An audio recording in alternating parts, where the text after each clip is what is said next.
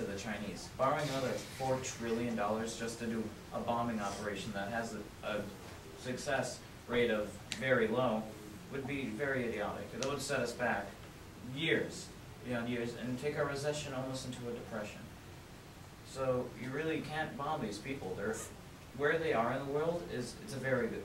They're protected because all the other countries, they don't want to bomb them. They want to fight the old-fashioned way. They want to send in soldiers, which we have experienced over the past 6 years is not working very well. Because we've also experienced the same thing in Vietnam. We're fighting guerrilla forces, hit-and-run tactics, hiding, bombing within our own government. It's a very hard government. It's a very hard military to fight because we don't know their set locations. How are you going to? I have a question for you. How are we going to know where to hit these bombs? Are we just going to blindly bomb the countries? We don't know where their installations are. We don't know where Osama bin Laden is hiding. We'll just be bombing open territory. That could be a waste of bombs, unless you're using nuclear strikes, which would glass the entire country, which would set India, China, and Korea off into a rampage.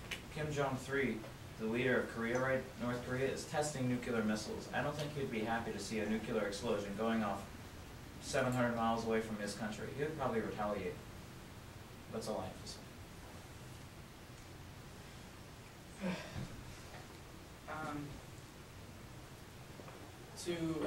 To go to your point where we might just be blank firing, the radical Islamists, they had in mountains, like,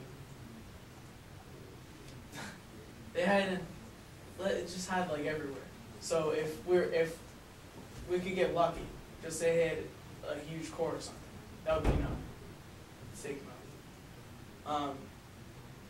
As I stated earlier, the radical Islamists are not people to be trusted. When we Americans helped them in the Iraq war, like Iraq versus Iran, we helped Iraq. We gave them the resources they needed to defeat Iran. But then look what happened at 9/11. They came and backstabbed us. That's it. Okay. Were you going to move on to Dakota's? Okay. Well, If you want to. I have my own stuff. Yeah, don't really need it. Well, to talk about the cost would be extremely expensive. We have to move Peace Corps members out. We have to tell them first off. When we tell a Peace Corps member what's going to happen, and there might be possible terrorists located where the Peace Corps members are, they could suspect something. That would be very serious, because then they would tell the rest of their terrorist groups, such as Al-Qaeda or the Taliban, to move out of the country. They would move to a nearby country. Once the country has been bombed, all they'll do is move back in afterwards. That will cause them no numbers to go down whatsoever. All you would have done is killed almost 300 million people and no radicals. What would that do to help you?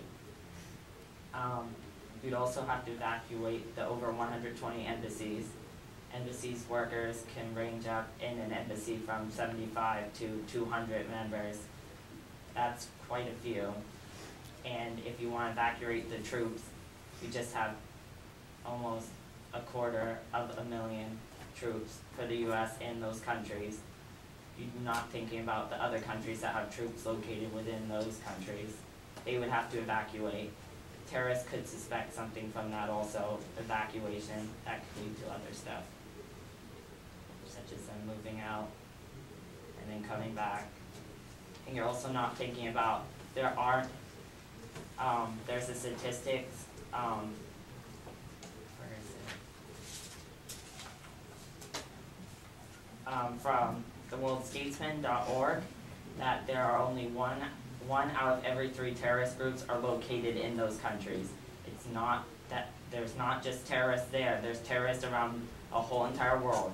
If you want to bomb their country, why don't you just bomb England, say? There's a lot of terrorists in London, believe me. The July 4th, 7th bombings they had killed a whole bunch of people. That's all I have to say.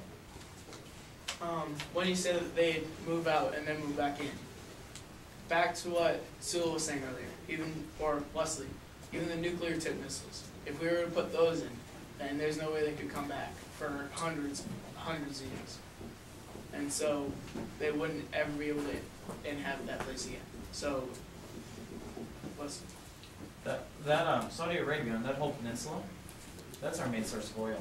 The Americans thrive off oil. Just as a number in my head, Americans, they use over 3 million gallons of oil a day almost. That is an immense number.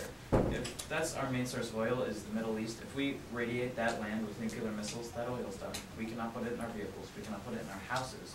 We cannot put it in our rubber, so we have tires to drive on the streets. The rubber band you'll be wearing on your wrist will be irradiating you slowly, because radiation from a uranium or plutonium bomb will seep into anything and completely ruin it. Even water. The water supply from the neighboring countries get the water. The Arabian Sea and the Arabian Peninsula, they get water. India gets water from there.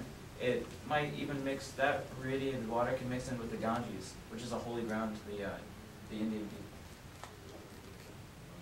It would totally devastate them.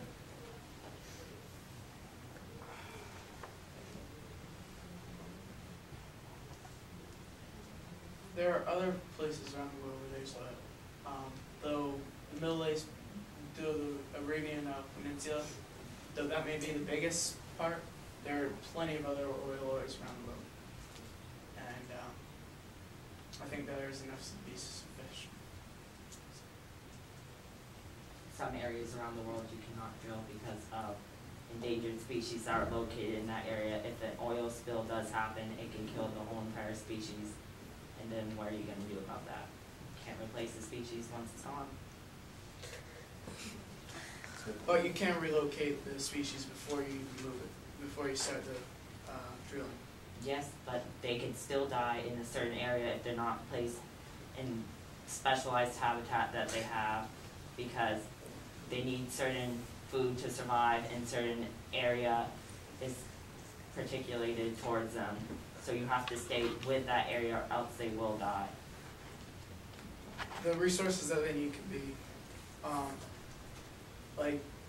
like vines. Some vines were like relocated from England to America, and those are natural here now. Well, they weren't natural, but Let's they stay are on now. topic, please. No, this does have to do with the topic. Relocating endangered species. Yeah. We are now in a new realm of on board. What are we doing? No, think about it, though. Alright. If you bomb an area, you're going to be killing off an endangered species. I hence kill.